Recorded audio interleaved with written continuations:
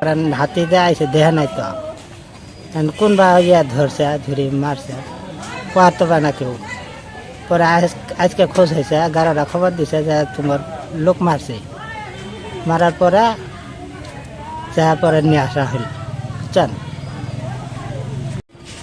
জয়নাল আবদিন নামে এক লোক মির্দাবাড়া বাড়ি 5 নং ওয়ার্ডে থাকে।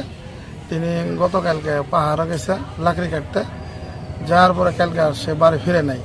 তাকে সারা কালকে সন্ধ্যা রাত চেষ্টা করে খুঁজে পাওয়া যায় নাই। আজকে সকালে যায় দেখে বনের ভিতরে যে কল্লার টাল্লার মধ্যে হাতি তাকে মেরে ফেলেছে, সেখান থেকে উদ্ধার করে নিয়ে আসছে। তাকে দেখতে পেলাম নিশ্চয়ই হাতি মারছে, এর মধ্যে কোনো সন্দেহ নেই। আমাদের বন বিভাগে পাহাড়ি এলাকায় প্রতি বছরে 2-4 জন করে লোক মারা যায়, বাড়িঘর ভাঙচুর করে।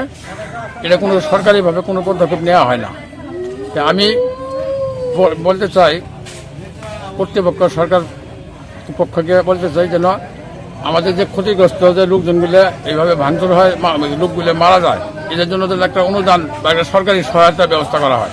বন বিভাগে বিদ্যুতের লাইন থাকা অবস্থায় আগে কোনো অতটা হাতির আক্রমণ ছিল না, বিদ্যুতের লাইন এখন নাই, না থাকাতে জেনারেটার নাই গিয়ে এগুলোর কারণে হাতি আক্রমণ।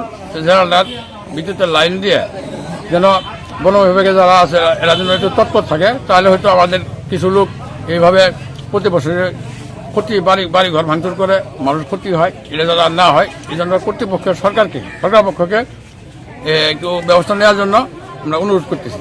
কালকে 8টার সময় গেছে, এরপরেই নিখোঁজ পাশে। কালকে রাত্রে খোঁজাখুঁজি করছে, পারে নাই, না পারার কারণে এই যে 10টার দিকে করিয়া পাইছে, পাওয়া যায় দেন হাতে মাছ অনেক খিচি সব শেষ করছে।